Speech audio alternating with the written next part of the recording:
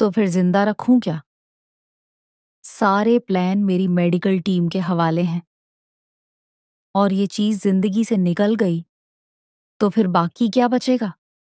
यानी मेरी एक बड़ी ख्वाहिश दूसरी बड़ी इच्छा को खत्म कर देगी? तुम समझ लो ना। नहीं। तुम कहना क्या चाहती हो? तुम्हारा मतलब यही हुआ ना कि अगर तुम्हारी सबसे बड़ी इच्छा डॉक्टर बनना और अगर तुम्हें प्राकृतिक मौत आना बाकी है तो मेरा मतलब है जल्दी आनी है, तो तुम डॉक्टर न बन पाने के बावजूद भी बेहतर जिंदगी गुजारोगी। नहीं, मुझे पता है कि अगर मैं डॉक्टर नहीं बनी तो बहुत जल्दी मर जाऊंगी। मुझे इतना धोखा कि मैं जिंदा भी नहीं रह सकूंगी।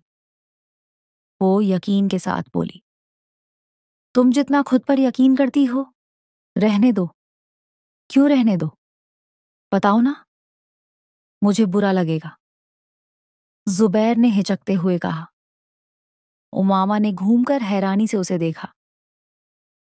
मुझे क्यों बुरा लगेगा? जुबैर खामोश रहा। ऐसी क्या बात है जो मुझे बुरी लगेगी?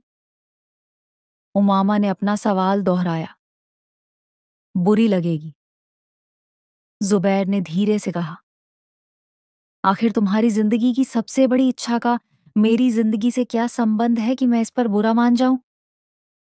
नहीं, जिंदगी सिर्फ डॉक्टर न बन पाने से कहीं ज्यादा अहमियत रखती है, उमामा ने दार्शनिक अंदाज में कहा।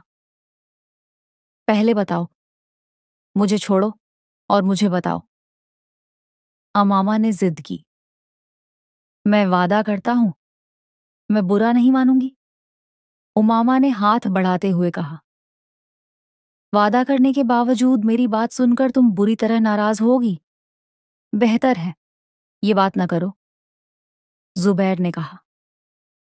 अच्छा, मान लो कि तुम्हारी इस ख्वाहिश का मुझसे कोई संबंध नहीं है, लेकिन किसी बहुत अहम चीज से है, ठीक है?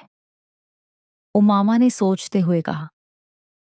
ये सवाल पैदा होता है कि मेरे लिए कौन सी चीज इतनी अहम हो सकती है कि जुबैर बात करते करते रुक गया। मगर जब तक मैं तुम्हारी ख्वाहिश की नीयत नहीं जान लेती, मैं कुछ भी अंदाज नहीं कर सकती।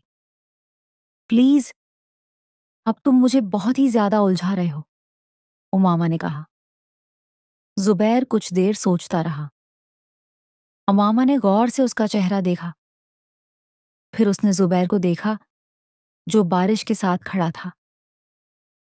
मेरी जिंदगी की सबसे बड़ी ख्वाहिश ये है कि जुबैर ने अपनी ख्वाहिश बताई। उमामा का चेहरा सफेद पड़ गया। वो बुरी तरह हैरान थी। जुबैर ने कहा, जो अंदाज तुमने मेरे चेहरे से लगाया वो जरूरी नहीं कि सच हो। मैंने तुमसे कहा था ना कि तुम बुरा मानोगी, जुबैर ने सफाई देते हुए कहा। उमामा कुछ कहे बगैर उसे देखती रही।